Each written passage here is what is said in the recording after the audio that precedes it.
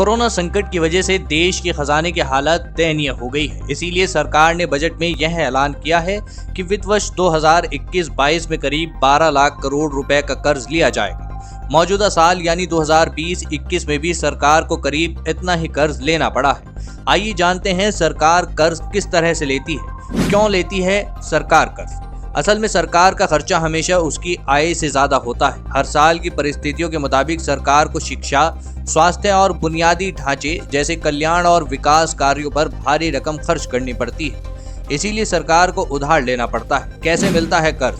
आपको बता दें कि सरकार दो तरह से लोन लेती है, इंटरनल या एक्सटर्नल, यानी भीतरी कर्ज जो देश के भीतर से होता है और बाहरी कर्ज जो देश के बाहर से लिया जाता है। आंतरिक कर्ज बैंकों, जी हाँ, बीमा कंपनियों, रिजर्व बैंक, कॉरपोरेट कंपनियों, म्यूचुअल फंड आदि से लिया जाता है। बाहरी कर्ज मित्र देशों, IFM, विश्व बैंक जैसी संस्थाओं, NRI आदि से लिया जाता है। जी हाँ दोस्तों, आपको बता दें कि विदेशी कर्ज का बढ़ना इसलिए अच्छा नहीं माना जाता क्योंकि इसके लिए सरकार को अमेरिकी डॉलर या अन्य विदेशी मुद्रा में चुकाना पड़ता है। विश्व बैंक के अनुसार अगर किसी देश में बाहरी कर्ज यानी विदेशी कर्ज उसके GDP के 77% से ज्यादा हो जाए तो उस देश को आगे चलकर बहुत मुश्किल का सामना करना पड़ सकता है। ऐसा होने पर किसी देश की GDP 1.7% तक गिर जाती है। देश की बात करें तो सरकार आमतौर पर सरकारी प्रतिभूतियों यानी सिक्योरिटीज के द्वारा कर्ज लेती है। मार्केट स्टेबलाइजेशन बॉन्ड,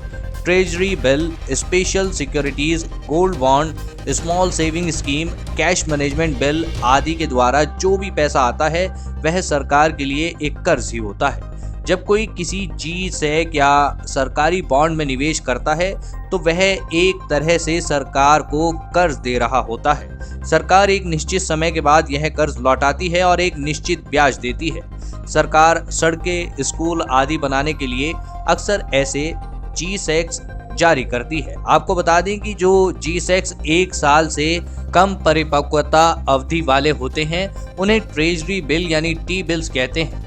1 साल से ज्यादा के G-SECs को सरकारी बॉन्ड कहा जाता है। इसके अलावा राज्य सरकारें केवल बॉन्ड जारी कर सकती हैं जिन्हें स्टेट डेवलपमेंट लोन्स कहा जाता है। जी हाँ दोस्तों, आपको बता दें कि सरकार काफी पहले से ऐसे ट्रेजरी बिल या बॉन्ड जारी करने की डेट बता देती है।